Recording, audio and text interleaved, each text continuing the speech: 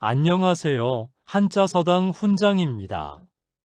고전 한자 속에 들어있는 흥미로운 인물 이야기를 소개해 드리겠습니다. 이번에 소개할 인물은 초원에서 불어온 흉노 폭풍, 두만, 묵돌, 노상선후, 3대 중흥기, 총 2부작 중 제일부입니다. 그들의 생애와 역사 속에 펼쳐진 이야기를 흥미진진하게 전달하겠습니다. 그들이 남긴 역사적 교훈과 의미를 새겨보시기 바랍니다. 바로 시작하겠습니다. 기원전 220년 봄, 초원의 지평선은 끝없이 펼쳐져 있었고 그 위를 거친 바람이 불어왔다. 오르도스 지역의 강 주변에는 양과 말들이 새싹을 뜯고 있었고 흰 구름 같은 양떼 사이로 목동들의 휘파람 소리가 들렸다. 겨울을 지낸 가축들은 여위어 있었지만 봄 풀을 먹으며 조금씩 살이 오르고 있었다. 강가에서는 여인들이 말젖을 짜며 노래를 불렀고 아이들은 어린 송아지 주위를 뛰어다니며 웃음소리를 터뜨렸다. 이곳 초원의 삶은 언제나 그랬듯 계절의 순환에 따라 움직였다. 하지만 올해의 봄은 평소와 달랐다. 각 부족의 우두머리들이 모두 이곳에 모여들고 있었고 무언가 큰 일이 벌어질 것임을 모두가 감지하고 있었다. 기원전 220년 4월 오르도스의 넓은 평원에 수백 개의 천막이 세워졌다. 흉노의 전통에 따라 가장 중요한 모임인 부족연맹 회의가 열리는 것이었다. 각 부족의 호족들이 말을 타고 도착했고 그들의 뒤에는 무장한 전사들이 따랐다. 좌현왕 울라는 동쪽에서 왔고 우현왕 투아르는 서쪽에서 왔다. 24개 대부족의 우두머리들이 하나둘씩 모습을 드러냈고 그들의 얼굴에는 긴장과 경계가 섞여 있었다. 두만 선우는 중앙의 가장 큰 천막에서 그들을 맞이했다. 그는 이미 선우가 된 지 10년이 넘었지만 여전히 각 부족의 자율성을 인정해야만 했다. 선우라는 지위는 이름뿐이었고 실제로는 부족연합의 조정자에 가까웠다. 회의가 시작되자 두만이 입을 열었다. 그대들도 알고 있을 것이다. 남쪽에서 진나라가 일어나 천하를 통일했다. 우리의 오래된 교역 상대였던 조나라, 연나라, 진나라가 모두 사라졌다. 이제 우리 앞에는 거대한 제국이 서 있다. 그들은 우리를 오랑캐라 부르며 북쪽으로 몰아내려 한다. 우리가 살아남으려면 하나로 뭉쳐야 한다. 두만의 목소리는 단호했지만 천막 안의 분위기는 싸늘했다. 우현왕 투아르가 코웃음을 쳤다. 선우께서는 두려움에 떨고 계시는가? 우리 흉노는 수백 년 동안 각자의 땅에서 자유롭게 살아왔다. 왜 갑자기 하나로 뭉쳐야 한다는 것인가? 진나라가 강하다면 우리는 그들을 피해 더 북쪽으로 가면 된다. 초원은 넓고 우리에게는 빠른 말이 있다. 좌현왕 울란이 거들었다. 투아르의 말이 옳다. 우리는 싸울 때 함께 싸우고 평화로울 때는 각자의 길을 간다. 이것이 우리 조상들이 지켜온 방식이다. 선우께서 우리를 하나의 군대로 만들려 하신다면 그것은 우리의 자유를 빼앗는 것이다. 두만은 깊이 숨을 들이쉬었다. 그는 이런 반응을 예상했지만 직접 듣고 보니 답답함이 밀려왔다. 그는 천천히 일어나 천막 한가운데로 걸어갔다. 그의 손에는 10개의 화살이 들려 있었다. 두만은 화살 한 개를 꺼내 무릎 위에 올려놓고 힘을 주었다. 화살은 쉽게 부러졌다. 그리고 나서 그는 나머지 9개의 화살을 한 대에 묶어 다시 힘을 주었다. 하지만 화살 다발은 꿈쩍도 하지 않았다. 한 개의 화살은 쉽게 부러지지만 10개의 화살은 부러지지 않는다. 우리가 흩어져 있으면 진나라는 우리를 하나씩 깨뜨릴 것이다. 하지만 하나로 뭉친다면 그 누구도 우리를 꺾을 수 없다. 두만의 말에 몇몇 호족들이 고개를 끄덕였다. 하지만 우현왕은 여전히 불만스러운 표정이었다. 좋은 비유이기는 하다. 하지만 선우께서 말씀하시는 통합이란 결국 우리의 전사들을 선우의 군대로 만들겠다는 것 아닌가. 우리 부족의 젊은이들을 선우의 명령에 따라 움직이게 하겠다는 것 아닌가. 그것은 우리가 받아들일 수 없다. 두만은 잠시 침묵했다. 그는 이 문제를 어떻게 풀어야 할지 고민했다. 강압적으로 밀어붙이면 부족들이 등을 돌릴 것이고 너무 양보하면 통합은 이루어지지 않을 것이었다. 회의는 사흘 동안 계속되었다.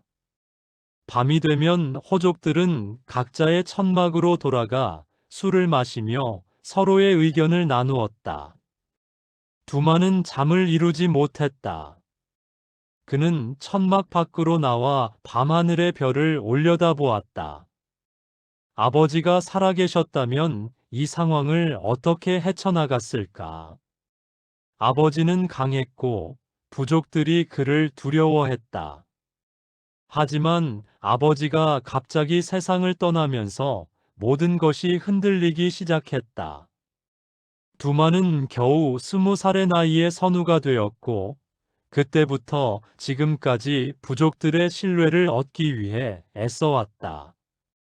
하지만 여전히 그들은 그를 어리다고 생각했고 쉽게 따르려 하지 않았다. 사흘째 되는 날, 두만은 다른 방법을 생각해냈다. 그는 회의에서 새로운 제안을 내놓았다. 나는 그대들의 자유를 빼앗으려는 것이 아니다. 각 부족은 여전히 자신의 땅에서 자신의 방식대로 살 것이다. 다만 우리가 전쟁을 할 때, 그리고 중요한 결정을 할 때는 함께 모여 의논하자. 그리고 좌현왕과 우현왕을 공식적인 지위로 만들어 동쪽과 서쪽을 각각 관할하게 하자. 이렇게 하면 우리는 하나의 목소리를 낼 수 있고 동시에 각자의 자율성도 지킬 수 있다. 이 제안에 호족들의 태도가 조금 누그러졌다. 좌현왕 울라는 선우께서 우리의 자율성을 인정해 주신다면 위급할 때 함께 싸우는 것은 당연하다고 말했다. 우현왕 투아르도 더 이상 강하게 반대하지 않았다. 하지만 모든 부족이 동의한 것은 아니었다. 북방의 작은 부족인 타르칸족의 우두머리가 일어섰다. 우리는 선우의 명령을 따를 수 없다. 우리는 우리 조상들이 지켜온 땅에서 우리 방식대로 살 것이다. 그는 천막을 나가버렸고 그의 뒤를 따라 몇몇 소부족의 우두머리들도 자리를 떴다. 두만은 그들을 막지 않았다. 억지로 붙잡아봤자 소용없다는 것을 알고 있었다. 하지만 마음 한구석에서는 불안함이 커졌다. 통합은 생각보다 훨씬 어려운 일이었다. 기원전 219년 두만은 통합을 위한 다른 방법을 모색했다. 그는 정략 결혼을 생각해냈다. 자신의 막내딸 나라를 우현왕의 장자 투맨과 결혼시키기로 한 것이었다. 나라는 이제 겨우 16살이었고 투맨은 20살이었다. 두만은 나라를 불러 자신의 계획을 말했다. 나라야, 네가 우현왕의 집안으로 시집 가야 한다. 이것은 우리 흉노를 하나로 만들기 위한 일이다. 나라는 아버지를 올려다보았다. 그녀의 눈에는 눈물이 맺혔지만 그녀는 고개를 끄덕였다. 아버지의 뜻을 따르겠습니다.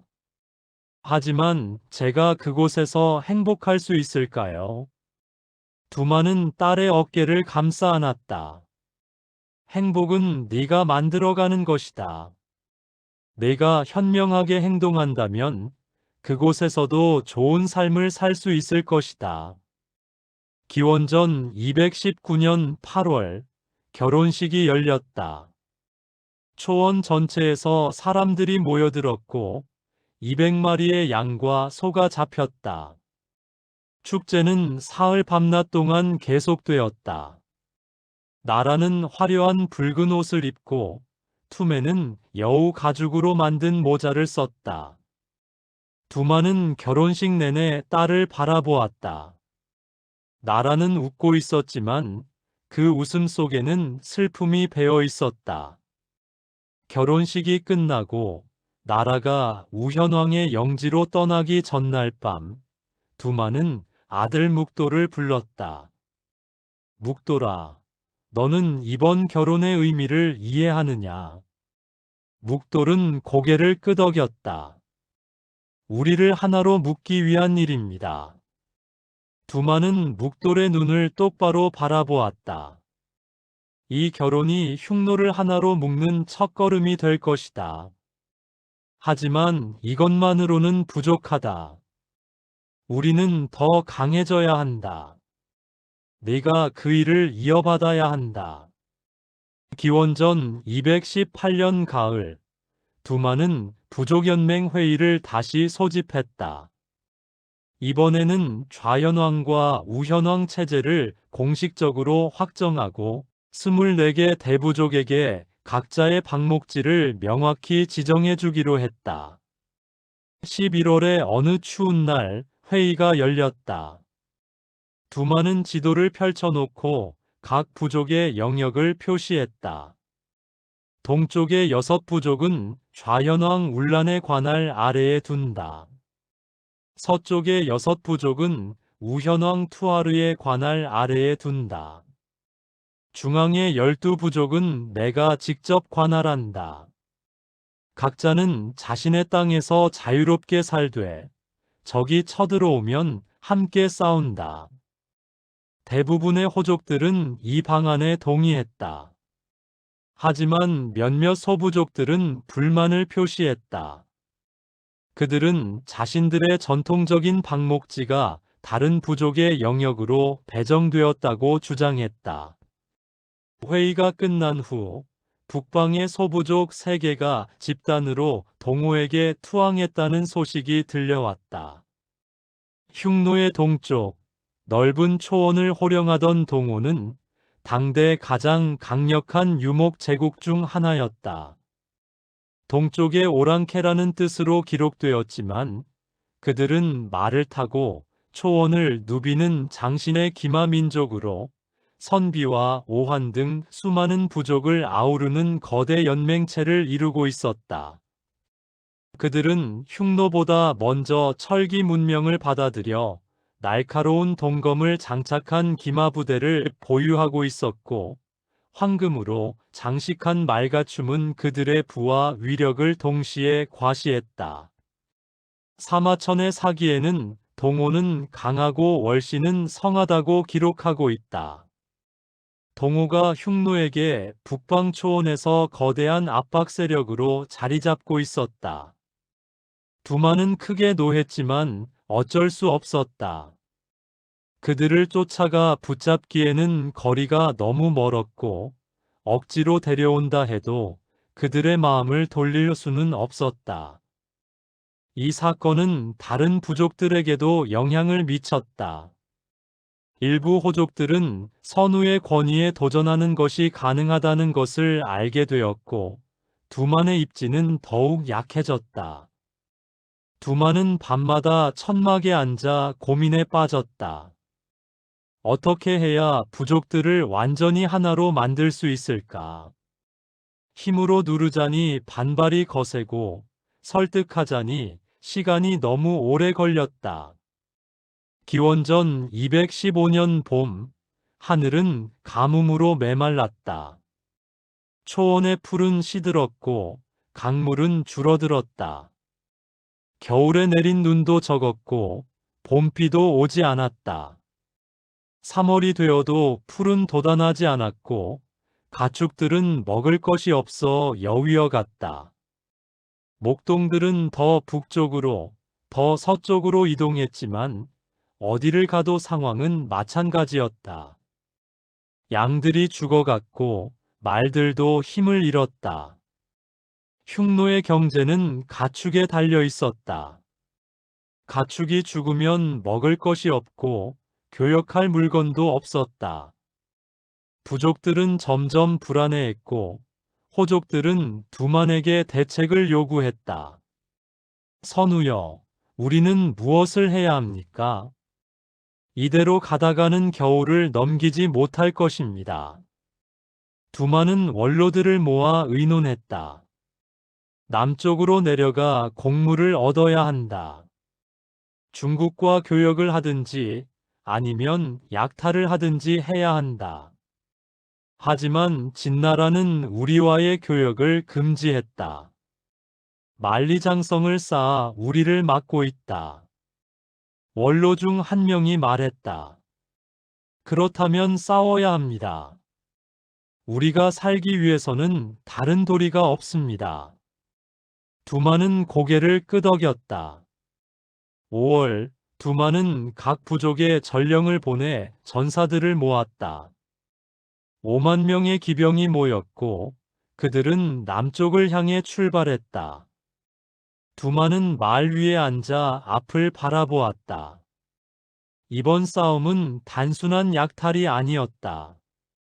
흉노의 생존이 걸린 전쟁이었다. 기원전 215년 5월 말 흉노의 기병대는 운중군의 변경을 넘었다. 진나라의 변경 수비대는 갑작스러운 공격에 당황했다. 흉노의 기병들은 빠르고 조직적으로 움직였다. 그들은 마을을 습격해 곡물을 빼앗고 가축을 몰아갔다. 저항하는 자들은 화살에 맞아 쓰러졌다.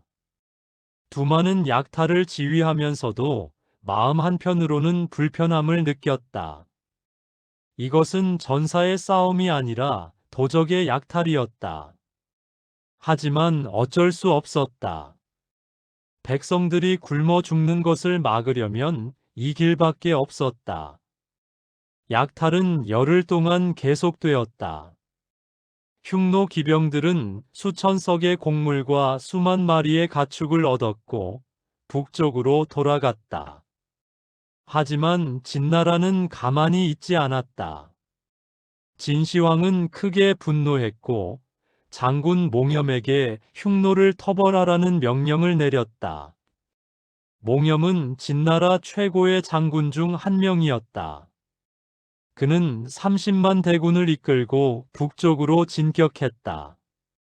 기원전 214년 6월 몽염의 군대는 하투 지역에 도착했다. 두만은 정찰병들로부터 보고를 받았다. 진나라 군대가 온다. 그 수가 30만이다.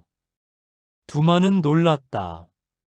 30만이라니 이것은 상상을 초월하는 숫자였다. 흉노 전체의 전사를 다 모아도 10만이 될까 말까 했다. 하지만 물러설 수는 없었다. 두만은 모든 부족에 긴급 명령을 내렸다. 전사들을 모두 모아라. 우리는 하투에서 진나라 군대를 막을 것이다. 기원전 214년 8월 하투의 넓은 평원에서 결정적인 전투가 벌어졌다. 흉노의 기병 7만이 진나라 보병 30만과 맞섰다. 두만은 전통적인 유목민 전술을 사용했다. 빠르게 공격했다가 물러나고 측면을 돌아 다시 공격하는 방식이었다. 흉노의 화살이 빗발쳤고 진나라 병사들이 쓰러졌다. 하지만 몽염은 노련한 장군이었다. 그는 병사들을 방진으로 배치하고 강력한 노궁으로 반격했다. 진나라의 노궁은 흉노의 활보다 사정거리가 길었고 위력도 강했다. 흉노 기병들이 접근하기도 전에 화살에 맞아 떨어졌다. 전투는 하루 종일 계속되었다. 해가 질 무렵 흉노군은 큰 손실을 입고 후퇴했다. 2,000명이 넘는 전사들이 전장에 쓰러졌고 부상자는 그보다 더 많았다. 8월 17일 두 번째 전투가 벌어졌다. 이번에는 몽염이 먼저 공격했다.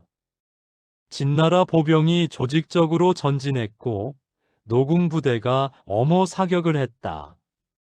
흉노 기병들은 필사적으로 저항했지만 진나라 군대의 조직력과 화력 앞에서 속수무책이었다. 두만의 가장 신임하던 장수 울독이 적진 깊숙이 돌격했다가 포위되었다. 그는 끝까지 싸우다가 수십 개의 화살을 맞고 말에서 떨어졌다. 두만은 울독의 죽음을 목격했다. 그의 가슴이 찢어지는 것 같았다. 울독은 어린 시절부터 함께 자란 친구였고 가장 믿을 수 있는 전우였다. 두만은 울독의 시신을 수습하라고 명령했지만 진나라 군대의 포위망이 좁혀오고 있었다. 결국 그는 후퇴 명령을 내렸다. 기원전 214년 9월 흉노군은 북쪽으로 패주했다. 두만은 패잔병을 수습하며 깊은 좌절에 빠졌다. 절반 가까운 전사들을 잃었고 사기는 땅에 떨어졌다. 몽염의 군대는 추격을 멈추지 않았다. 그들은 흉노의 근거지를 하나씩 점령하며 북쪽으로 밀고 올라왔다. 두만은 오르도스 지역을 포기하고 더 북쪽으로 이동할 수밖에 없었다. 수십 년 동안 흉노의 중심지였던 땅을 잃은 것이었다. 그 겨울은 혹독했다. 먹을 것이 부족했고 추위는 매서웠다. 많은 노인과 아이들이 죽었다. 두만은 천막에 앉아 울독을 생각했다. 울독이 살아있었다면 이 상황을 어떻게 헤쳐나갔을까? 그는 깊은 고독감에 휩싸였다. 기원전 211년 봄, 두만의 후처 예니가 아들을 낳았다. 아이의 이름은 투만이었다. 예니는 원래 서쪽 부족 출신의 여인으로 두만이 첫 번째 연지를 잃은 후 맞아들인 여인이었다. 연지는 흉노의 선우의 정실 부인, 즉 황후에 해당하는 칭호다. 그녀는 아름다웠고 영리했다. 두만은 점차 예니에게 마음을 주었고 투만의 탄생은 그의 마음을 더욱 흔들었다. 투만은 통통하고 건강했다. 울음소리도 우렁찼다. 두만은 어린 아들을 안고 웃었다. 이 아이는 새로운 희망이었다. 반면 장남 묵돌은 이미 20살이 넘었다. 그는 키가 크고 몸이 튼튼했으며 활을 잘 쏘았다. 하지만 두만은 묵돌을 볼 때마다 불편함을 느꼈다. 묵돌의 눈빛은 너무 차가웠고 그의 태도는 너무 냉정했다. 어느 날 저녁 두만은 예니와 이야기를 나누었다. 묵돌은 나를 원망하는 것 같소. 예니는 부드럽게 대답했다. 그것은 당연한 일입니다. 묵돌은 어머니를 일찍 잃었고 선우께서는 그에게 충분한 관심을 주지 못하셨습니다. 그는 외로웠을 것입니다. 두만은 고개를 끄덕였다. 하지만 나는 그를 어떻게 대해야 할지 모르겠어. 그는 나를 아버지로 보는 것이 아니라 경쟁자로 보는 것 같소. 예니는 잠시 침묵하다가 조심스럽게 말했다. 선우께서 투만을 후계자로 삼으신다면 문제가 해결될 것입니다. 두만은 예니를 바라보았다. 그녀의 말에는 깊은 의도가 숨어 있었다.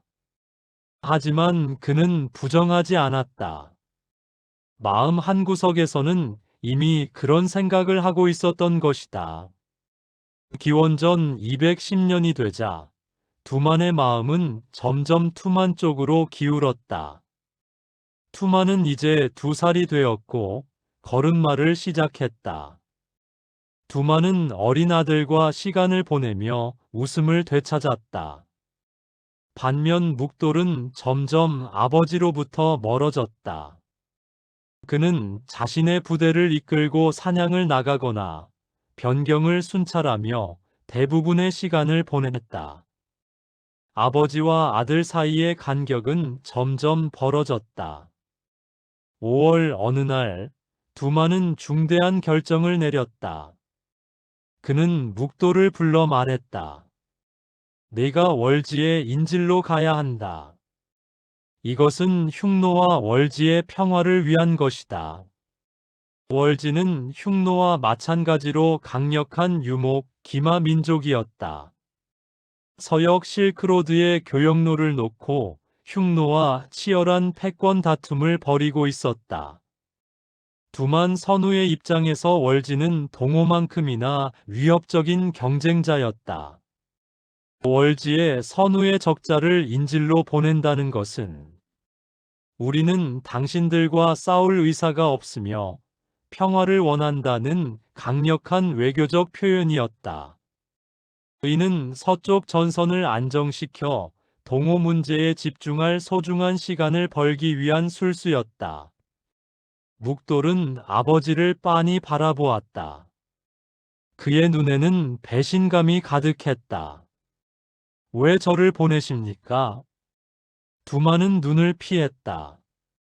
월지는 강하다. 우리는 그들과 평화를 유지해야 한다. 네가 가는 것이 최선이다. 묵돌은 더 이상 묻지 않았다.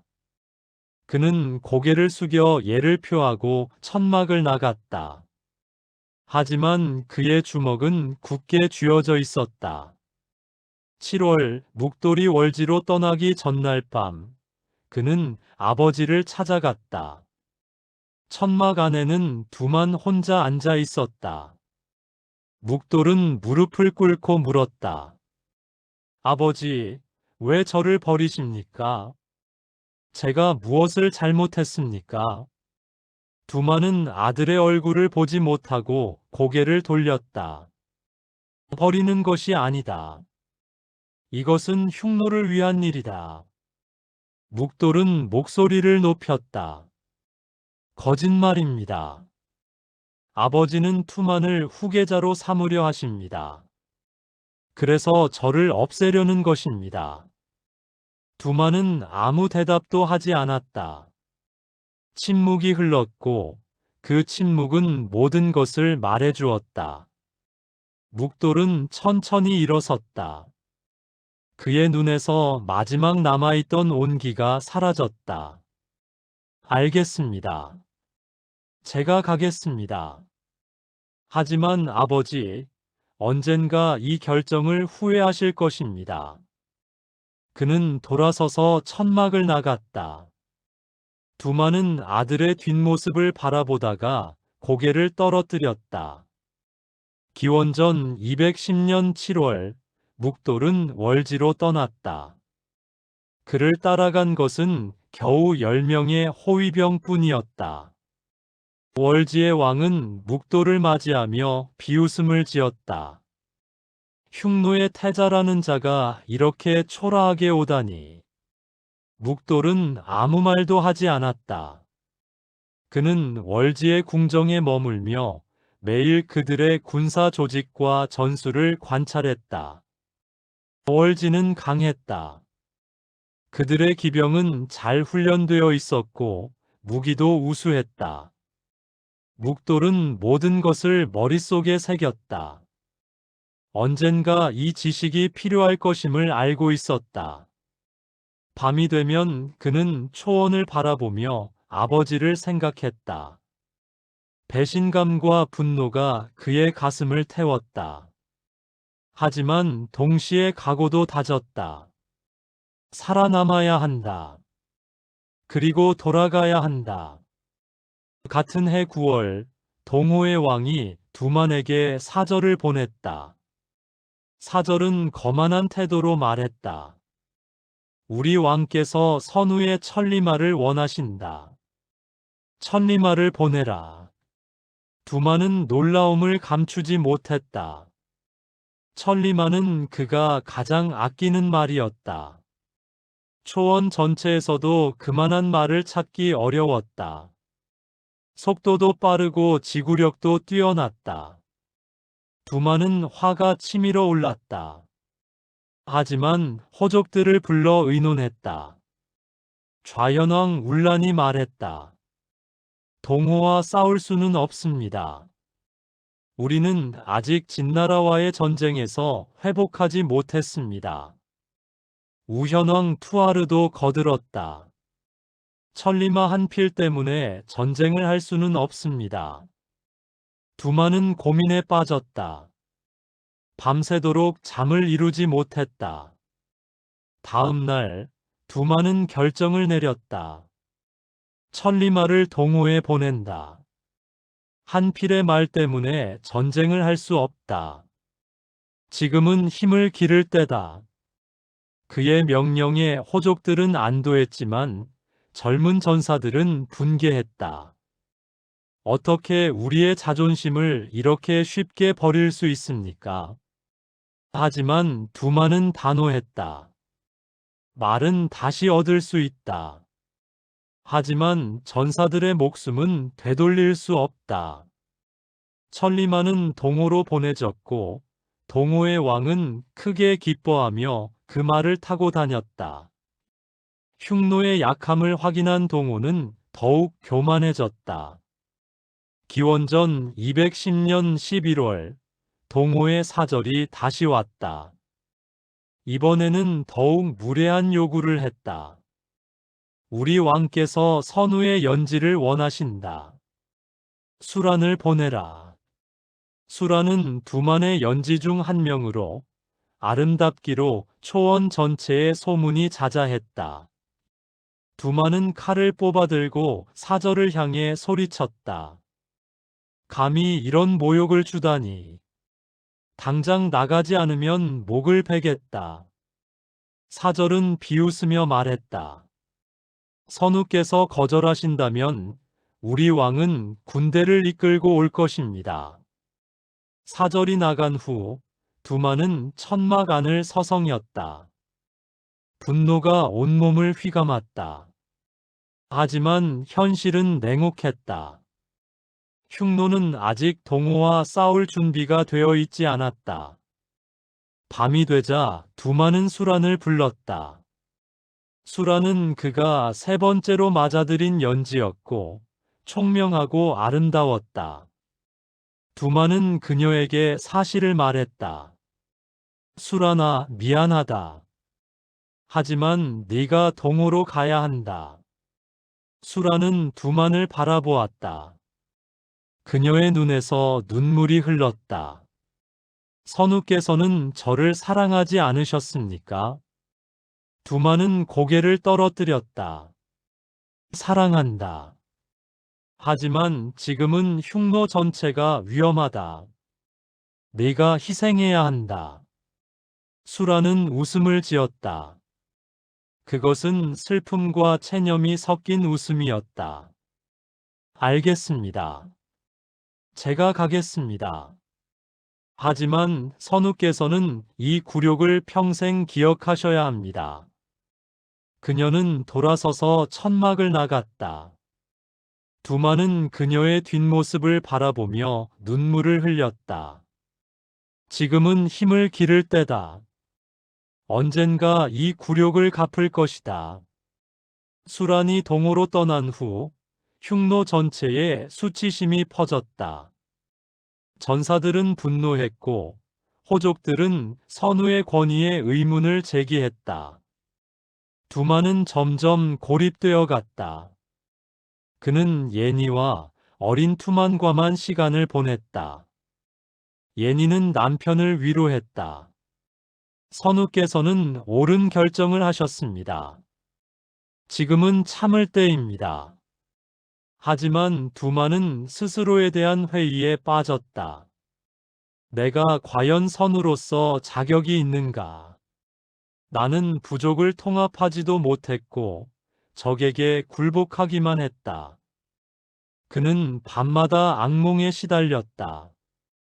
꿈속에서 울독이 나타나 그를 비난했고 수란이 나타나 슬픔에 잠긴 눈으로 그를 바라보았다. 기원전 209년 봄, 놀라운 소식이 전해졌다. 묵돌이 월지에서 탈출해 돌아온 것이었다. 월지와 흉노 사이에 작은 전투가 벌어졌고 묵돌은 그 혼란을 틈타 말을 훔쳐 도망쳤다. 그는 사흘 밤낮을 쉬지 않고 달려 흉노의 땅에 도착했다. 두만은 아들을 맞이하며 복잡한 감정에 휩싸였다. 반가움과 동시에 두려움이 밀려왔다. 묵돌은 1년 전보다 훨씬 성숙해 보였다. 그의 눈빛은 더욱 날카로워졌고 몸은 더욱 단단해졌다. 묵돌은 아버지 앞에 무릎을 꿇고 말했다. 아버지, 돌아왔습니다. 두만은 어색하게 대답했다. 잘 돌아왔다. 고생이 많았구나. 며칠 후 두만은 묵돌을 다시 불렀다. 네가 이끌 부대를 주겠다. 10,000명의 기병을 내 휘하에 둔다. 묵돌은 고개를 숙여 예를 표했다. 감사합니다, 아버지. 하지만 그의 눈에는 의심이 어려 있었다. 아버지는 왜 갑자기 자신에게 군대를 주는 것일까? 이것도 또 다른 함정인가?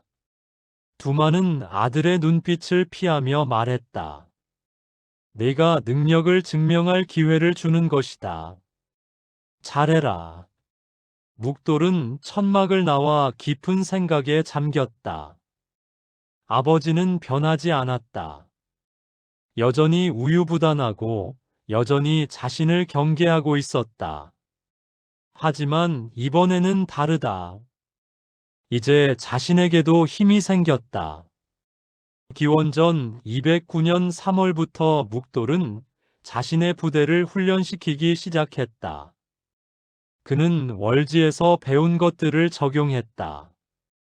엄격한 규율과 반복 훈련 그리고 절대적인 복종. 그는 명성회라는 특별한 화살을 만들었다. 그 화살은 날아갈 때 소리를 냈다. 묵돌은 전사들에게 명령했다. 내 명성회가 날아가는 곳을 모두 쏴라. 만약 쏘지 않는 자는 목을 벤다.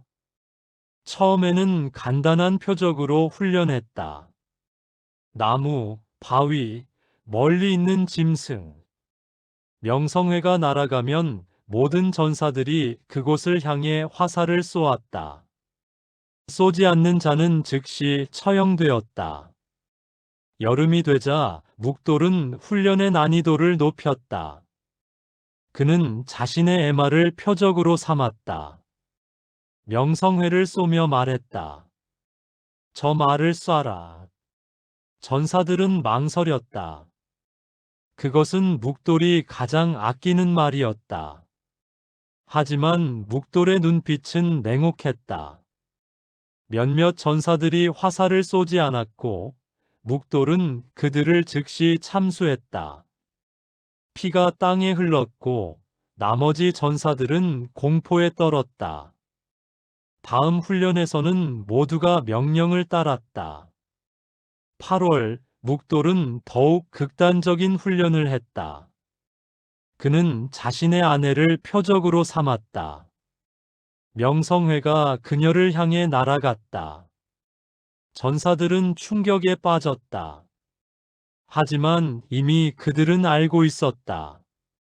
명령을 따르지 않으면 죽는다. 수백 개의 화살이 날아가 묵돌의 아내를 관통했다. 그녀는 비명도 지르지 못하고 쓰러졌다. 묵돌은 표정 하나 변하지 않았다.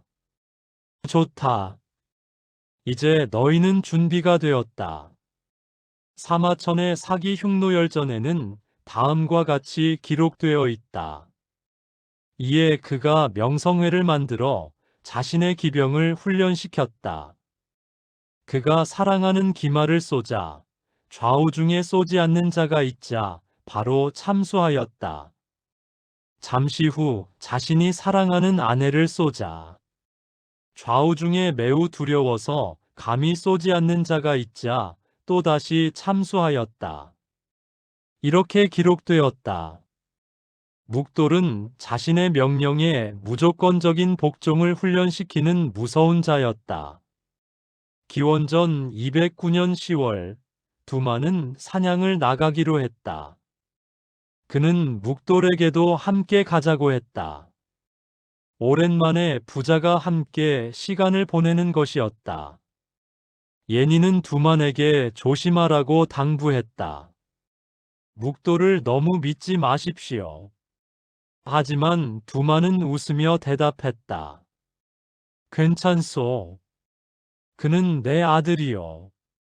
사냥에는 수백 명의 전사들이 동행했다. 그중 절반은 묵돌의 부하들이었다.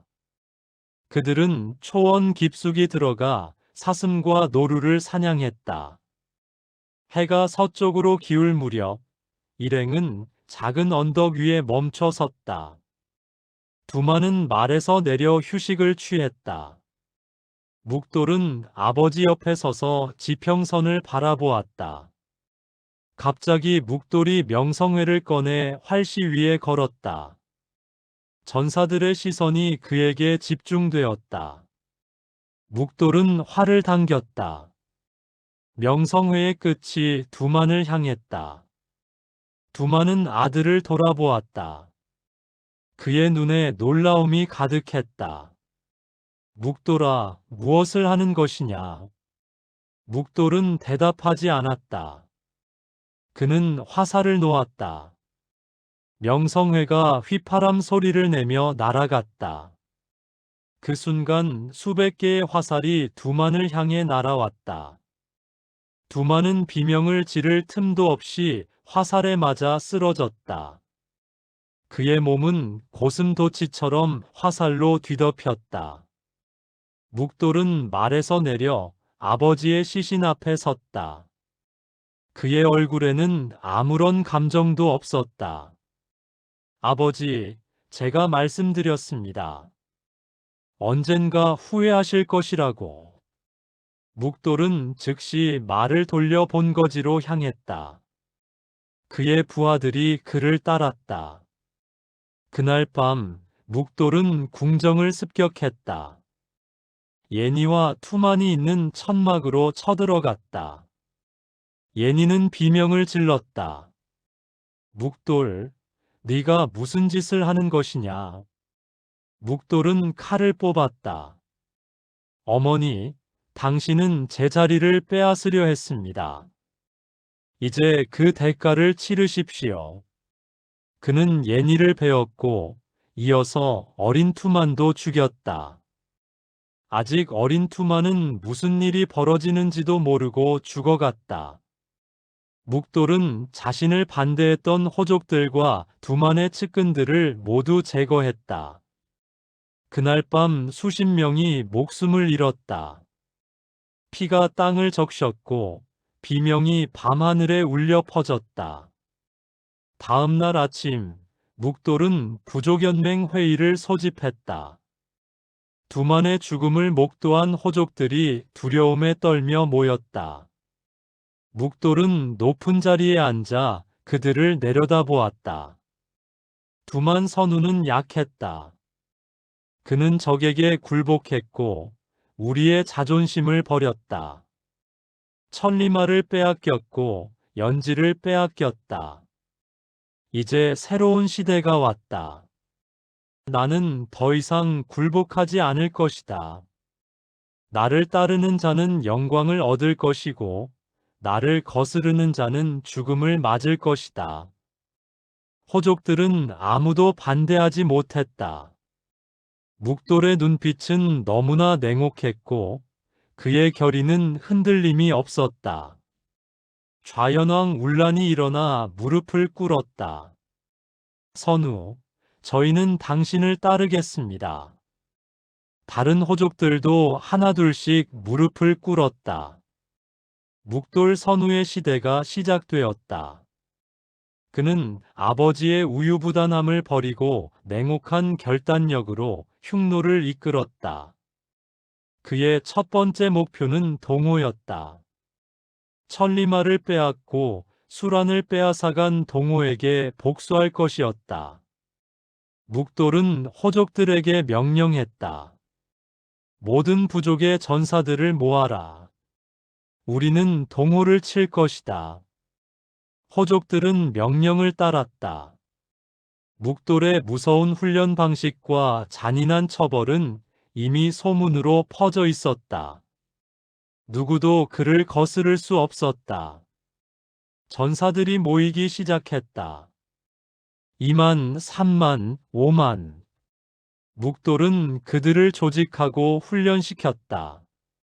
아버지 시대의 느슨한 부족 연합이 아니라 하나의 군대로 만들었다. 겨울이 오기 전 묵돌은 동호의 국경을 정찰했다. 동호는 여전히 교만했다. 그들은 흉노가 감히 자신들을 공격하리라고는 생각하지 못했다. 묵돌은 미소를 지었다. 교만은 파멸의 시작이다. 그는 본거지로 돌아와 최종 준비를 했다. 무기를 점검하고 말들을 훈련시키고 전사들의 사기를 높였다. 묵돌은 전사들 앞에서 연설했다.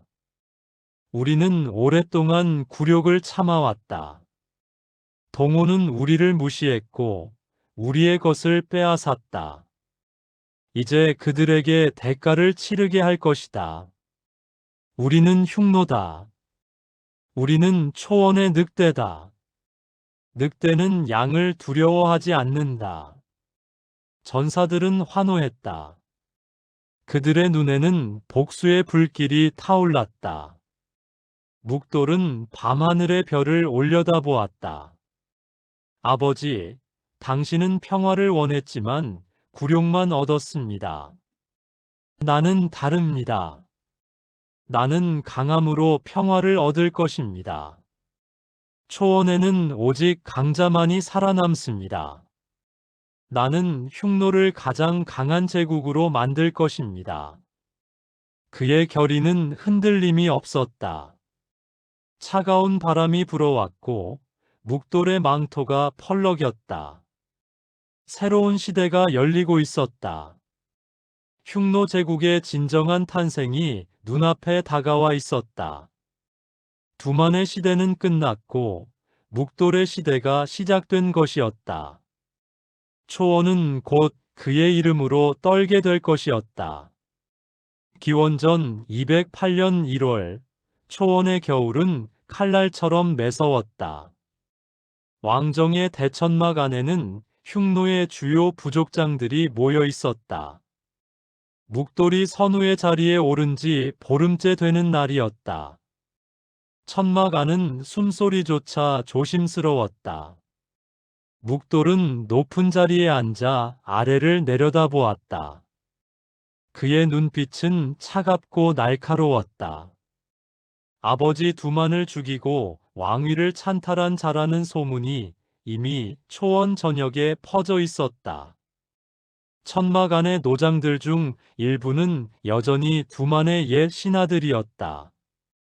그들의 눈빛에는 의심과 경계가 가득했다. 묵돌은 천천히 입을 열었다. 이제부터 흉노는 한 몸이다. 내 화살이 가리키는 곳이 흉노의 길이다. 그의 목소리는 낮지만 천막 구석구석까지 울려 퍼졌다. 한 노장이 불편한 표정으로 자리에서 일어났다. 선우, 우리 흉노는 오랫동안 각 부족이 자유롭게 살아왔습니다. 갑자기 모든 것을 하나로 묶으려 하시니 이는 조상의 뜻에 어긋나는 것이 아닙니까? 묵돌은 그 노장을 물끄러미 바라보았다. 조상의 뜻이라. 그렇다면 묻겠다. 우리 조상들이 동호와 월지에게 굴욕을 당할 때 그대는 무엇을 했는가? 부족의 자유를 지킨다며 서로 싸우기만 했을 뿐이 아닌가? 노장의 얼굴이 붉어졌다. 그러나 선우, 내 말을 끊는 것은 용납하지 않겠다. 묵돌의 목소리가 차갑게 식었다. 천막 안이 순식간에 얼어붙었다. 나는 월지에서 인질로 있으면서 깨달았다. 흩어진 힘은 힘이 아니라는 것을. 우리가 하나로 뭉치지 않으면 언젠가 초원은 다른 자들의 것이 될 것이다. 그는 자리에서 일어나 천천히 천막 중앙으로 걸어 나왔다. 오늘부터 모든 부족의 군사는 선우의 직속 부대로 재편된다. 10,000명을 거느리는 만호장, 1,000명을 거느리는 천호장, 100명을 거느리는 백호장, 10명을 거느리는 10호장의 체계를 만들 것이다. 이것이 십진제다. 천막 안에서 웅성거림이 일었다. 한 중년 부족장이 벌떡 일어났다. 선우, 그것은 우리 부족의 독립성을 완전히 빼앗는 것입니다. 받아들일 수 없습니다. 묵돌은 그를 향해 한 발짝 다가섰다. 독립성이라. 그대는 지금 선우에게 대들고 있는가? 아니, 그것이 아니라. 묵돌은 더 이상 말을 듣지 않았다. 그는 허리춤에서 화살 하나를 빼들었다. 천막 안의 모든 이들이 숨을 멈췄다. 명성회를 기억하는가? 내 화살이 가는 곳에 그대들의 화살도 따라야 한다. 그것이 충성이다. 그는 화살을 시위에 걸었다. 그리고 반대하는 부족장을 향해 당겼다. 순간 화살이 날아갔다. 부족장의 목에 화살이 꽂혔다. 그는 비명도 지르지 못하고 그 자리에서 쓰러졌다. 천막 안이 아수라장이 되었다. 묵돌은 차분하게 말했다. 내 화살을 따르지 않는 자는 이렇게 된다. 이것이 새로운 흉노의 법이다. 받아들이지 못하는 자는 지금 일어나라. 아무도 일어나지 않았다. 모두 고개를 숙인 채 바닥만 응시했다. 좋다. 그렇다면 이제 새로운 흉노를 만들어 보자. 묵돌은 다시 자리로 돌아갔다. 그의 동생 파유가 옆에 앉아 있었다. 파유는 형의 결단력에 감탄하면서도 한편으로는 복잡한 감정이 들었다. 저렇게 강한 형 아래에서 나는 과연 무엇이 될 수 있을까? 그는 속으로 생각했지만 겉으로는 아무런 표정도 짓지 않았다. 기원전 208년 3월 묵돌은 명성회 훈련을 통해 검증된 장수들을 불러 모았다. 왕정의 큰 천막에는 20명 남짓한 장수들이 도열해 있었다. 이들은 모두 묵돌이 명성회로 단련시킨 정예 전사들이었다. 묵돌은 그들 하나하나를 천천히 둘러보았다. 그대들은 내 화살을 따랐다. 그 충성에 보답할 때가 왔다. 그는 두 사람을 앞으로 불렀다. 파유, 앞으로 나와라. 그의 동생 파유가 무릎을 꿇었다. 묵돌은 말했다. 그대를 좌현왕으로 임명한다. 좌현왕은 동쪽 지역의 모든 군사와 백성을 다스리는 자리다. 내 다음가는 권력을 가진 자리이니 그 책임 또한 무겁다.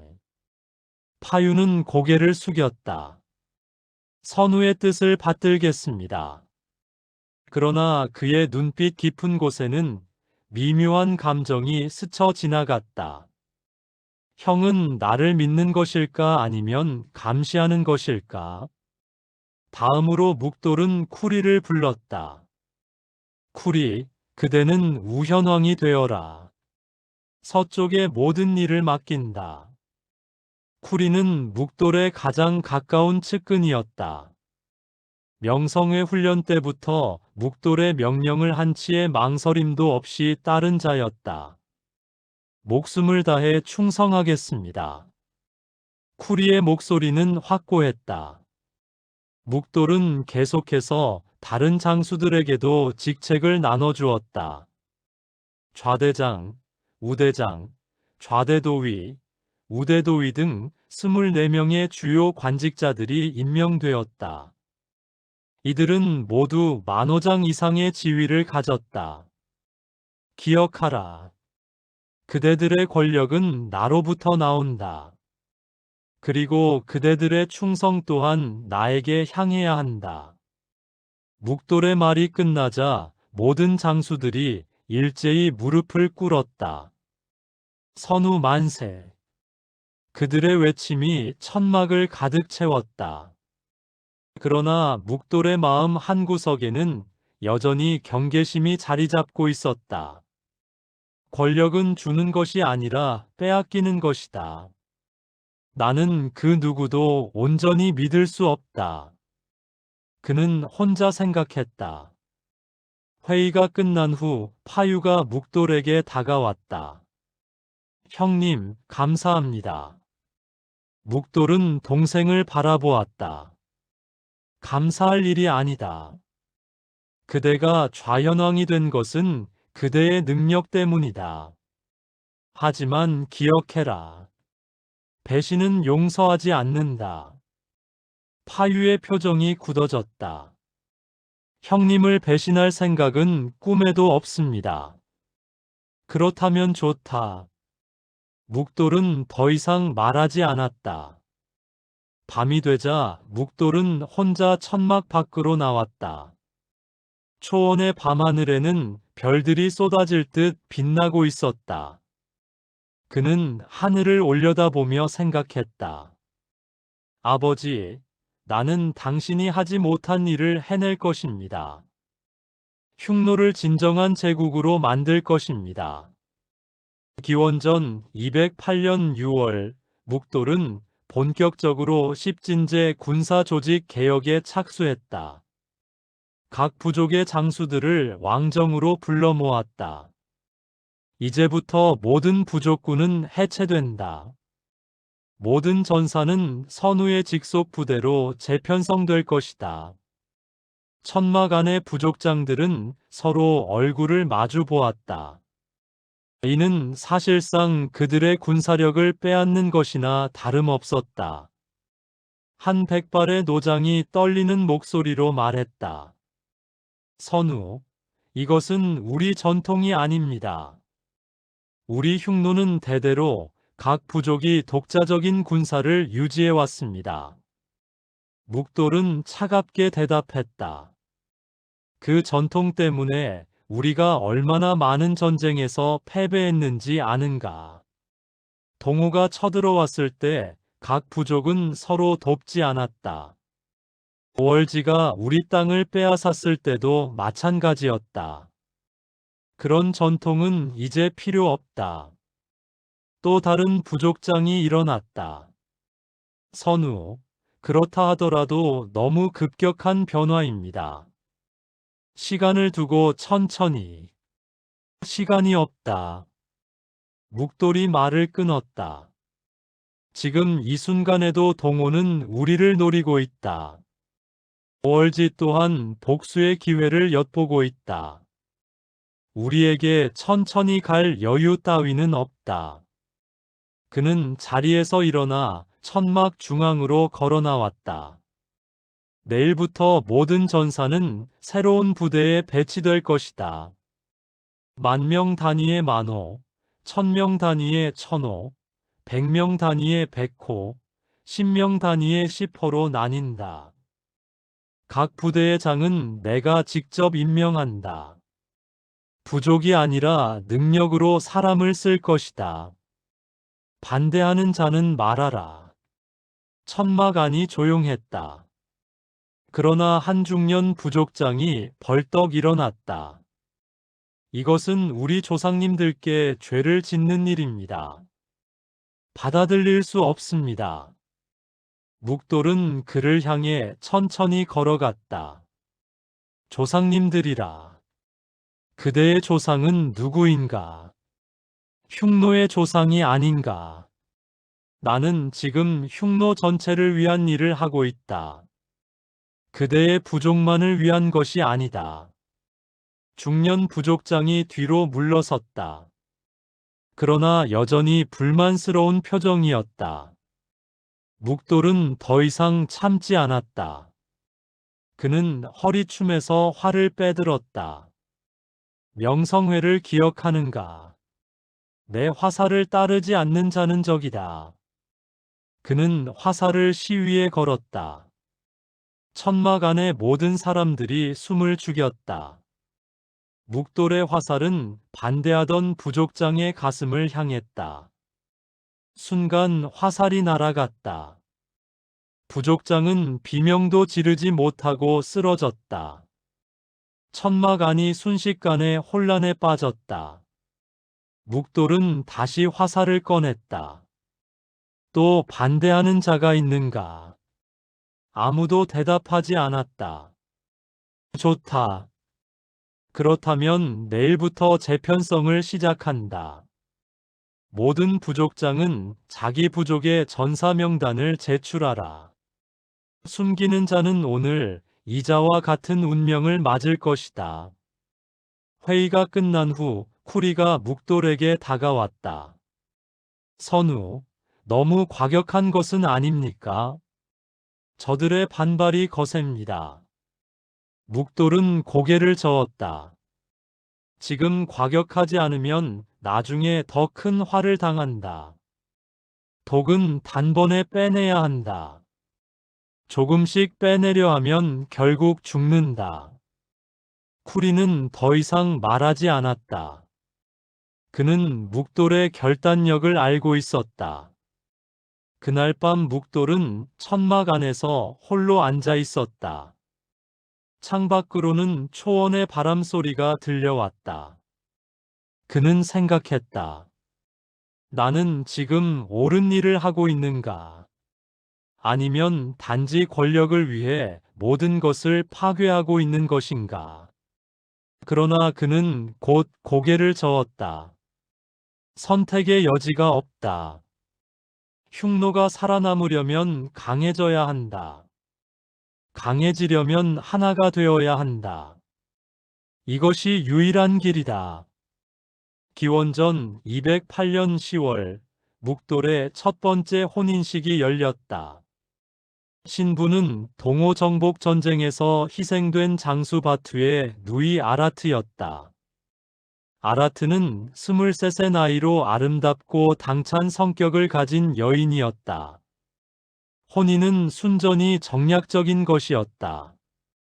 바투는 두만 시절부터 흉노의 유력한 장수였고 그의 가문은 여전히 많은 부족들에게 영향력을 가지고 있었다.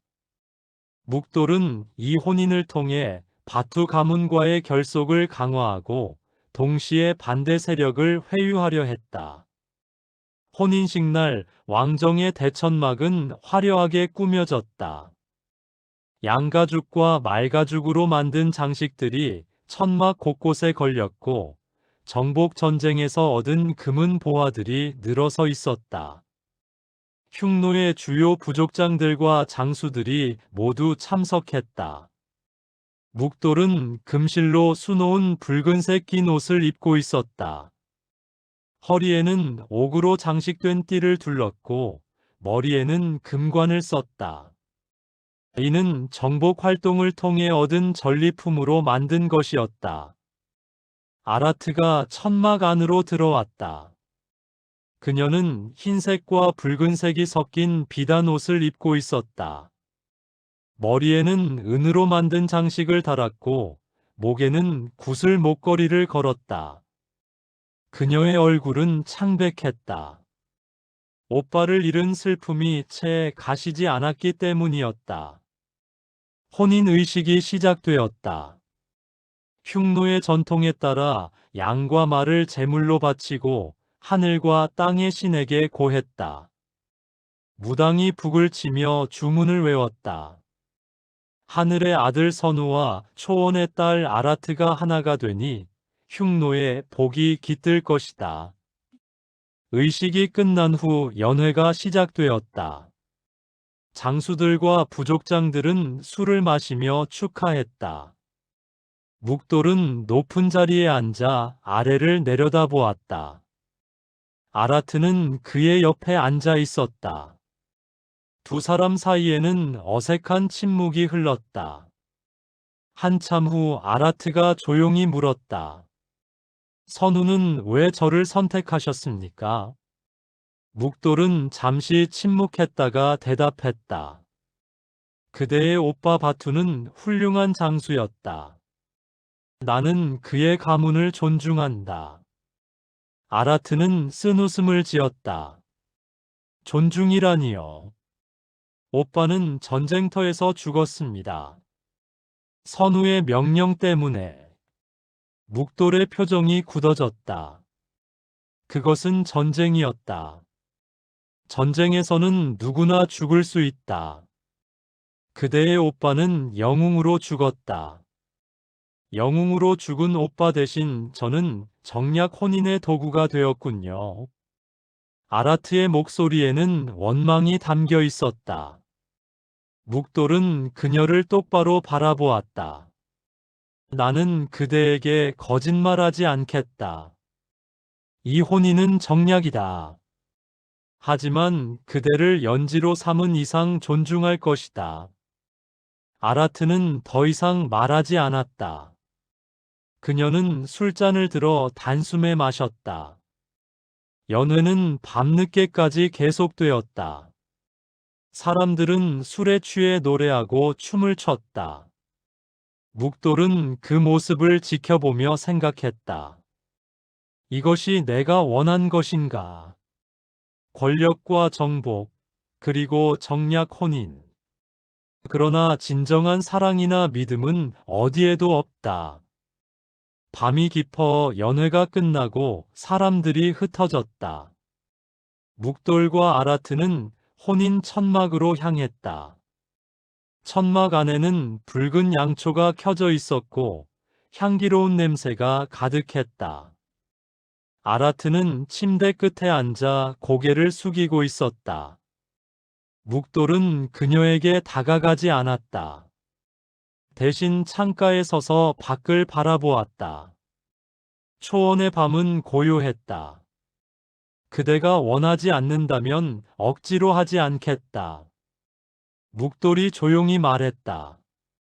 아라트는 고개를 들어 그를 바라보았다. 그의 뒷모습에서 묘한 외로움이 느껴졌다. 그녀는 천천히 입을 열었다. 선우도 외로우신가요? 묵돌은 대답하지 않았다.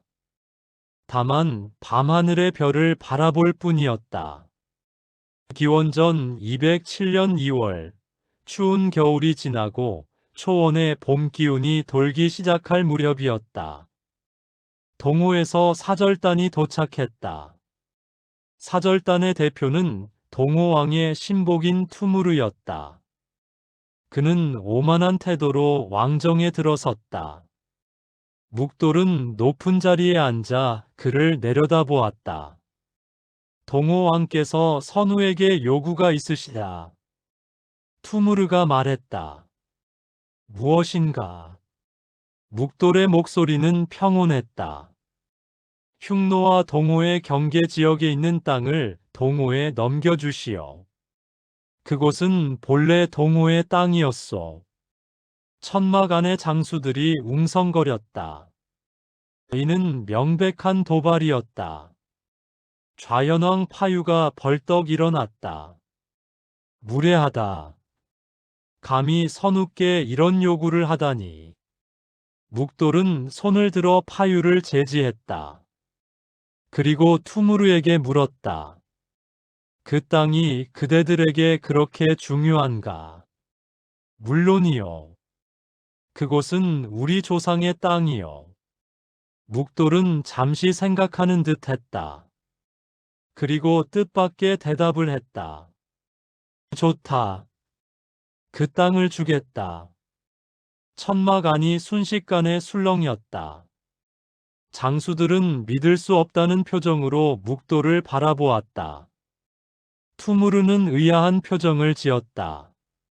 하지만 곧 만족스러운 미소를 지었다. 현명한 선택이요. 사절단이 떠난 후 천막 안은 난리가 났다. 우현왕 쿠리가 다급하게 물었다. 선우, 어찌하여 그 땅을 내주신 겁니까? 좌대장도 거들었다. 동호는 우리를 만만하게 볼 것입니다. 묵돌은 조용히 웃었다. 그래서 더 좋다. 파유가 의아한 표정으로 물었다. 형님, 무슨 뜻입니까? 지금은 때가 아니다. 동호가 방심하게 만들어야 한다. 양보할 때는 끝까지 양보하는 것처럼 보여야 나중에 공격할 때 그들이 준비하지 못한다. 장수들은 묵돌의 뜻을 이해하기 시작했다. 그는 단순히 땅을 내준 것이 아니라 함정을 파고 있었던 것이다. 며칠 후 동호에서 다시 사절이 왔다. 이번에는 더 큰 요구였다. 동호 왕께서 선우의 명마 한열마를 원하신다. 천막 안의 장수들이 분노했다. 말은 기마민족에게 생명과 같은 존재이며 그들의 자존심이기도 했다. 말을 함부로 달라는 것은 매우 무시하는 처사인 것이다. 한열마는 묵돌이 가장 아끼는 말이었다. 전쟁터에서 수없이 함께한 동반자였다. 그러나 묵돌은 또다시 승낙했다. 좋다. 말을 보내라. 이번에는 파유조차 이해할 수 없었다. 형님, 천리마까지 내주시다니. 말은 다시 얻을 수 있다. 하지만 기회는 한 번뿐이다. 동호가 더 큰 욕심을 부리도록 해야 한다. 묵돌의 눈빛이 차갑게 빛났다. 한 달 후 동호 사절이 세 번째로 왔다. 이번에는 가장 무례한 요구였다. 동호 왕께서 선우의 연지 중 한 명을 보내달라고 하십니다. 천막 안이 순식간에 폭발했다. 이는 단순한 요구가 아니라 모욕이었다. 장수들은 당장 동호를 쳐야 한다고 외쳤다. 선우, 이는 두만 선우 때처럼 우리를 업신여기는 행위입니다. 묵돌은 조용히 부족연맹 회의를 소집했다. 모든 부족장과 장수들이 모였다. 동호가 연지를 요구했다. 어떻게 해야 하겠는가? 한 노장이 말했다. 연지는 한낱 여인에 불과합니다. 전쟁을 피하기 위해서라면 보낼 수도 있지 않겠습니까? 묵돌의 얼굴이 차갑게 굳어졌다. 그는 자리에서 일어나 노장을 향해 걸어갔다. 연지는 한낱 여인이 아니다. 흉노의 체면이고 자존심이다. 땅과 말을 내준 것은 계략이었다. 하지만 연지를 내주는 것은 굴복이다. 그는 갑자기 칼을 빼들어 노장의 목을 쳤다. 노장은 그 자리에서 쓰러졌다. 천막 안이 조용해졌다. 이제 동호를 칠 것이다.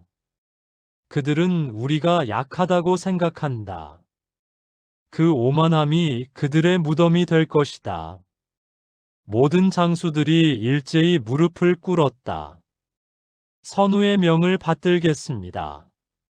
묵돌은 즉시 군대 동원 명령을 내렸다. 십진제로 재편된 흉노군은 신속하게 움직였다. 만호장들은 각자의 부대를 집결시켰다. 불과 사흘 만에 10만 기병이 왕정 주변에 모였다. 이는 과거 부족연맹 체제에서는 상상할 수 없는 속도였다. 묵돌은 출정 전날 밤 아라트의 천막을 찾았다. 아라트는 등불 아래에서 바느질을 하고 있었다. 묵돌이 들어서자 그녀는 손을 멈추고 고개를 들었다. 내일 동호로 출정한다. 묵돌이 말했다.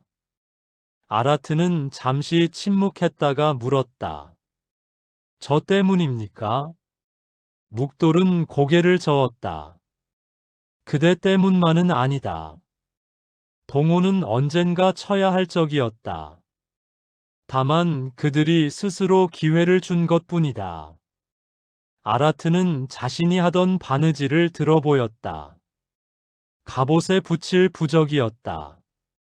선우께서 무사히 돌아오시길 빕니다. 묵돌은 그녀를 바라보았다. 처음으로 그녀의 눈에서 진심을 보았다. 기다리고 있어라. 반드시 돌아오겠다. 그는 천막을 나섰다. 밖에서는 병사들이 마지막 준비를 하고 있었다. 말들이 울고 병기들이 부딪히는 소리가 밤 공기를 가득 채웠다. 기원전 207년 4월, 묵돌이 직접 10만 기병을 이끌고 동호 정벌에 나섰다. 좌현왕 파유가 좌익군 3만을 이끌었고 우현왕 쿠리가 우익군 3만을 맡았다. 묵돌은 중앙군 4만을 직접 지휘했다. 대군이 초원을 가로질러 동쪽으로 향했다. 말발굽 소리가 천지를 뒤흔들었다. 흉노군은 하루에 100리를 달렸다. 병사들은 말 위에서 먹고 자며 쉬지 않고 진군했다.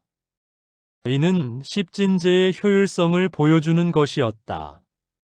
과거 부족 연맹 체제에서는 각 부족의 속도가 달라 대규모 신속 이동이 불가능했다. 하지만 이제는 하나의 몸처럼 움직였다. 동호는 흉노의 공격을 전혀 예상하지 못했다. 지난 몇 달간 묵돌이 계속 양보하는 모습을 보고 완전히 방심하고 있었다. 동호 왕은 왕정에서 연회를 즐기고 있었고 병사들은 훈련도 하지 않은 채 느슨하게 지내고 있었다. 묵돌의 정찰대가 동호의 상황을 보고했다. 동호군은 완전히 방비가 허술합니다. 왕정 주변에 경계병도 거의 없습니다. 묵돌은 만족스러운 미소를 지었다. 좋다. 바로 이것이 내가 원한 것이다. 그는 즉시 공격 명령을 내렸다. 좌익군은 동호의 북쪽을, 우익군은 남쪽을 포위하라. 중앙군은 나와 함께 정면으로 왕정을 친다. 흉노군은 세 방향에서 동시에 동호를 덮쳤다. 동호군은 혼란에 빠졌다. 제대로 대응도 하지 못한 채 무너지기 시작했다. 묵돌은 선봉에 서서 직접 활을 쏘며 진격했다. 그의 화살은 한 발도 빗나가지 않았다. 명성회에서 훈련된 정예 부대가 그의 뒤를 따랐다. 동호왕은 황급히 도망치려 했지만 쿠리의 우익군에게 포위당했다. 왕정은 순식간에 함락되었다. 동호의 귀족들과 장수들이 무릎을 꿇었다. 묵돌은 말에서 내려 천천히 동호왕에게 다가갔다. 동호왕은 떨리는 목소리로 애원했다. 목숨만은 살려주시오. 무엇이든 드리겠소. 묵돌은 차갑게 웃었다. 그대는 내게 땅을 요구했고, 말을 요구했고, 연지를 요구했다. 이제 내가 그대에게 무엇을 요구할지 아는가? 그는 칼을 빼들었다. 그대의 목숨이다. 칼이 번쩍이며 동호왕의 목이 떨어졌다. 묵돌은 부하들에게 명령했다. 그의 두개골을 가져와라. 술잔을 만들 것이다. 이는 흉노의 전통이었다. 적의 두개골로 만든 술잔은 승리의 상징이었다. 동호의 저항은 완전히 무너졌다. 흉노군은 동호의 모든 부족을 차례로 정복했다. 수만 명의 포로가 잡혔고 100만 마리가 넘는 가축이 노획되었다. 금은 보화와 무기들도 헤아릴 수 없이 많았다. 기원전 207년 6월, 동호 정벌이 완전히 마무리되었다. 묵돌은 포로들을 모아놓고 선택을 주었다. 흉노에 복속하여 살 것인가 아니면 죽을 것인가. 대부분의 포로들은 복속을 선택했다. 묵돌은 이들을 십진제 군사 조직에 편입시켰다. 능력 있는 자들은 백호장이나 십호장으로 임명했다. 동호의 한 젊은 장수가 묵돌 앞에 무릎을 꿇었다. 제 이름은 바타르입니다. 선우를 섬기겠습니다. 묵돌은 그를 유심히 살펴보았다. 그대는 왜 항복하는가? 패배했기 때문입니다. 하지만 선우의 강함을 존경하기 때문이기도 합니다. 묵돌은 고개를 끄덕였다. 좋다. 그대를 백호장으로 삼겠다. 충성을 증명해 보여라. 바타르는 깊이 절했다. 목숨을 다해 충성하겠습니다. 이렇게 동호의 병사들은 흉노군에 흡수되었다. 이는 묵돌의 현명한 정책이었다. 단순히 정복하는 것이 아니라 흡수하여 더 강한 제국을 만드는 것이었다.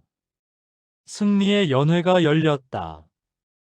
장수들과 병사들은 노획한 술과 고기를 먹으며 축하했다. 묵돌은 높은 자리에 앉아 동호왕의 두개골로 만든 술잔에 술을 따라 마셨다. 오늘 우리는 동호를 정복했다. 이제 흉노의 동쪽에는 적이 없다. 하지만 이것은 시작일 뿐이다. 서쪽에는 월지가 있고 남쪽에는 한나라가 있다. 우리의 정복은 이제 시작이다. 장수들이 일제히 외쳤다. 선우 만세, 흉노 만세. 파유는 형의 모습을 바라보며 복잡한 감정을 느꼈다. 형은 정말 대단하다.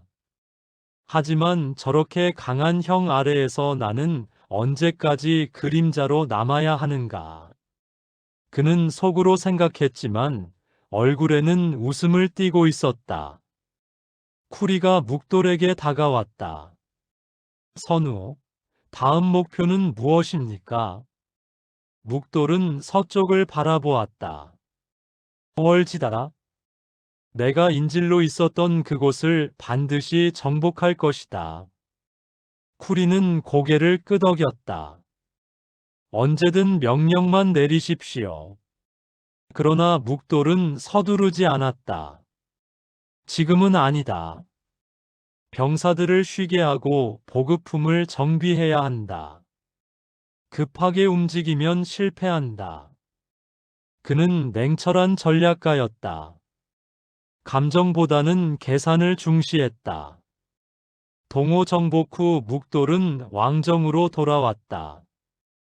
백성들은 환호하며 그를 맞이했다. 아라트도 천막 밖으로 나와 그를 기다리고 있었다. 묵돌은 말에서 내려 그녀에게 다가갔다. 돌아왔다. 아라트는 그를 바라보며 조용히 말했다. 무사하셔서 다행입니다. 두 사람의 눈이 마주쳤다. 처음으로 둘 사이에 미묘한 감정이 흐르는 듯 했다. 그러나 묵돌은 곧 시선을 돌렸다. 그는 여전히 누구에게도 마음을 열지 않았다. 기원전 206년 3월, 묵돌은 월지에 대한 보복 원정을 준비하기 시작했다. 월지는 서쪽 초원의 강대한 세력이었다. 과거 두만 시절 묵돌을 인질로 보냈던 곳이기도 했다. 묵돌에게 월지는 단순한 적이 아니라 개인적인 원한이 서린 곳이었다. 그는 다시 부족연맹 회의를 소집했다. 이제 서쪽으로 눈을 돌릴 때가 되었다. 월지를 정복할 것이다. 좌연왕 파유가 물었다.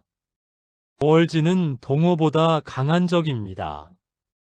준비가 충분합니까? 묵돌은 단호하게 대답했다. 동호 정복으로 우리 군사력은 더 강해졌다. 게다가 월지는 우리가 이렇게 빨리 공격할 것이라고 예상하지 못할 것이다. 우현왕 쿠리가 찬성했다. 선우의 말씀이 옳습니다. 지금이 기회입니다. 묵돌은 계속해서 말했다. 나는 월지에서 인질로 있을 때 많은 굴욕을 당했다. 그들은 나를 짐승처럼 취급했다. 이제 그 빚을 갚을 때가 되었다. 그의 목소리에는 깊은 원한이 배어 있었다. 장수들은 모두 고개를 끄덕였다. 선우의 원한을 갚겠습니다. 묵돌은 즉시 군대를 동원했다. 이번에는 15만 대군이었다. 동호에서 흡수한 병력까지 합쳐진 것이었다. 대군은 서쪽으로 진격하기 시작했다. 행군은 험난했다. 사막과 산맥을 넘어야 했고 물과 식량을 구하기도 어려웠다. 하지만 십진제로 조직된 군대는 효율적으로 움직였다. 각 만호는 자체적으로 보급 체계를 갖추고 있었고 천호와 백호들은 병사들을 철저히 관리했다. 한 달 후 흉노군은 월지의 영토에 도달했다. 월지의 정찰병들이 흉노군의 접근을 보고했다. 월지 왕은 놀라며 급히 군대를 소집했다. 흉노가 쳐들어온다고. 어찌 된 일인가? 월지의 한 대신이 대답했다. 흉노의 새 선우 묵돌이 최근 동호를 정복했다고 합니다. 이제 우리를 노리는 것 같습니다. 월지 왕은 화를 냈다. 한낱 흉노 따위가 감히 군대를 모아 격퇴하라. 그러나 월지는 준비가 부족했다. 흉노의 공격 속도가 예상보다 훨씬 빨랐기 때문이었다. 묵돌은 신속하게 월지의 주요 거점들을 공격했다. 좌익군과 우익군이 양쪽에서 포위하고 중앙군이 정면 돌파하는 전술을 사용했다. 이는 동호 정복에서 효과를 본 전술이었다. 월지군은 용감하게 싸웠지만 흉노의 조직력을 당해낼 수 없었다. 개별 전투에서는 승리하기도 했지만 전체적으로는 계속 밀렸다. 기원전 205년 7월, 결정적인 전투가 벌어졌다. 묵돌은 월지 왕의 본진을 직접 공격했다. 양측 모두 10만이 넘는 병력을 동원한 대규모 전투였다. 전투는 새벽부터 시작되었다. 흉노의 기병대가 먼저 월지군의 측면을 공격했다. 화살이 비처럼 쏟아졌다. 월지군도 맞서 싸웠지만 흉노군의 기동력을 따라잡을 수 없었다. 묵돌은 중앙에서 직접 지휘했다. 좌익은 더 깊이 들어가라. 우익은 포위를 완성하라. 중앙군은 나를 따르라. 그는 말을 몰아 적진 속으로 돌격했다. 그의 뒤를 명성회 출신의 정예 기병들이 따랐다. 묵돌의 활솜씨는 신기에 가까웠다. 그가 쏜 화살은 하나도 빗나가지 않았다. 월지의 장수들이 하나씩 쓰러졌다. 전투는 하루 종일 계속되었다. 해가 지기 시작할 무렵 월지군의 대열이 무너지기 시작했다.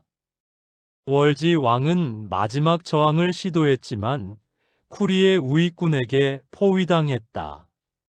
쿠리가 외쳤다. 월지 왕을 생포하라. 월지 왕은 필사적으로 도망치려 했지만 결국 붙잡혔다. 그는 묵돌 앞으로 끌려왔다. 묵돌은 말에서 내려 월지 왕을 내려다보았다. 기억하는가? 20해 전 그대들은 나를 인질로 삼았다. 월지 왕은 떨리는 목소리로 말했다. 그것은 우리 아버지 때의 일이었소. 나와는 상관없소. 묵돌은 차갑게 웃었다. 상관없다고. 하지만 나는 기억한다.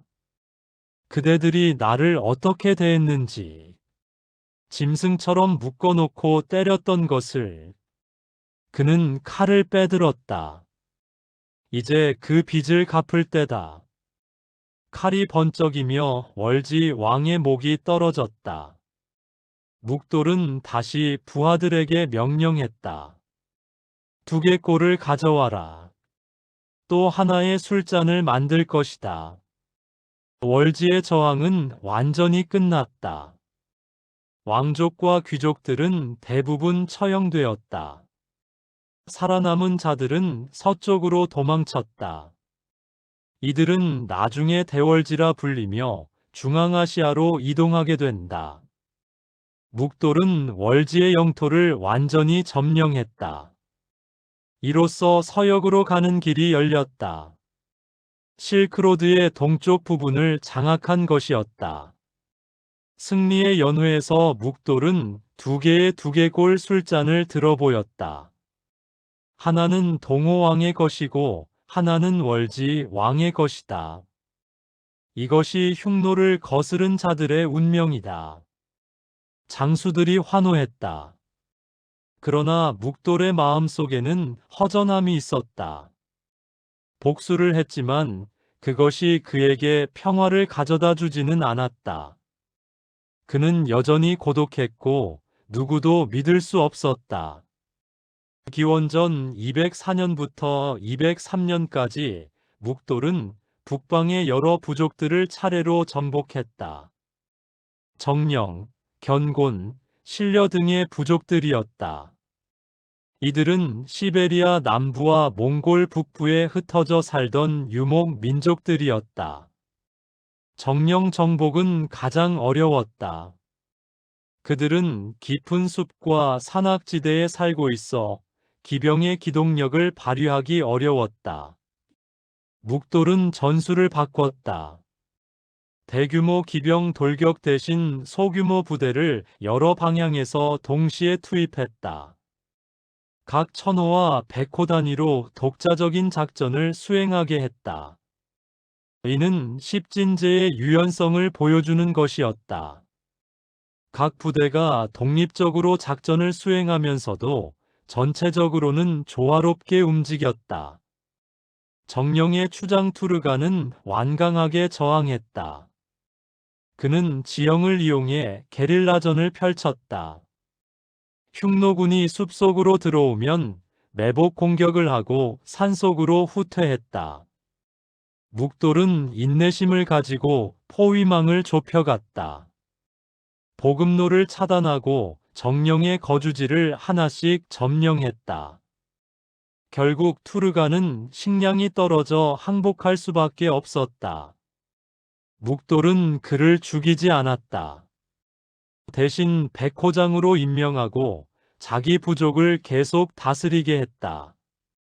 이는 묵돌의 현명한 통치 방식이었다. 완전히 멸망시키는 것보다 복속시켜 활용하는 것이 더 이득이었다. 견곤 부족은 비교적 쉽게 항복했다. 그들의 추장 울루는 흉노의 강대함을 이미 알고 있었다. 울루가 묵돌 앞에 무릎을 꿇었다. 우리는 선우를 섬기겠습니다. 다만 우리 부족의 풍습을 지킬 수 있게 해주십시오. 묵돌은 고개를 끄덕였다. 좋다. 흉노에 충성하는 한 그대들의 풍습을 존중하겠다. 이렇게 묵돌은 정복한 부족들을 유연하게 통치했다. 완전히 흡수하기보다는 일정한 자치권을 주면서 충성을 요구했다. 신려 부족은 가장 북쪽에 살던 민족이었다. 그들은 추운 기후에 적응한 강인한 전사들이었다. 묵돌은 그들의 전투력을 높이 평가했다. 신려를 정복한 후 그들의 전사들을 정예 부대로 편성했다. 특히 겨울 작전에 투입하기 위해서였다. 북방 정복이 완료되자 흉노의 영토는 엄청나게 확장되었다. 동쪽으로는 동호의 옛 땅까지, 서쪽으로는 월지의 영토까지, 북쪽으로는 시베리아 남부까지 아우르게 되었다. 묵돌은 정복한 지역의 만호장들을 파견해 통치하게 했다. 각 만호장은 자기 관할 지역의 군사와 행정을 담당했다. 이들은 정기적으로 왕정에 보고하고 조공을 바쳤다. 이러한 체계적인 행정 조직 덕분에 광대한 제국을 효율적으로 통치할 수 있었다. 기원전 203년 겨울, 묵돌은 왕정에서 대규모 열병식을 열었다. 동호, 월지, 정령, 견곤, 신려에서 온 병사들이 모두 모였다. 20만이 넘는 대군이었다. 묵돌은 높은 단상에 올라 군대를 내려다보았다. 이것이 새로운 흉노다. 동쪽에서 서쪽까지, 남쪽에서 북쪽까지 초원의 모든 민족이 하나가 되었다. 우리는 이제 누구도 두려워하지 않는다. 병사들이 일제히 외쳤다. 선우 만세, 흉노 만세. 그 함성은 초원 전체를 뒤흔드는 듯 했다. 파유는 그 광경을 보며 감탄했다. 형님은 정말 위대하다. 불과 몇 년 만에 이렇게 거대한 제국을 만들어냈다. 그러나 동시에 두려움도 느꼈다. 이렇게 강력한 형을 과연 누가 견제할 수 있을까? 쿠리는 묵돌에게 다가와 물었다. 선우, 이제 다음 목표는 무엇입니까? 묵돌은 남쪽을 바라보았다. 한나라다. 중원을 노릴 때가 되었다. 기원전 202년 중원에서는 유방이 항우를 물리치고 한나라를 건국했다. 그러나 나라는 아직 안정되지 않았다. 오랜 전쟁으로 백성들은 지쳐 있었고 경제는 파탄 상태였다. 묵돌은 이 기회를 놓치지 않았다. 한나라의 변경 지역을 계속 공격하기 시작했다. 흉노 기병들은 한나라의 북쪽 변경을 습격하고 약탈했다. 유방은 고민에 빠졌다. 항우와의 전쟁으로 군대는 지쳐 있고 백성들은 더 이상의 전쟁을 원하지 않았다. 그러나 흉노의 공격을 막지 않으면 변경 지역이 황폐화될 것이었다. 한나라의 대신들이 모여 대책을 논의했다. 한 대신이 말했다. 폐하, 흉노를 터벌해야 합니다. 이대로 두면 그들은 더욱 대담해질 것입니다.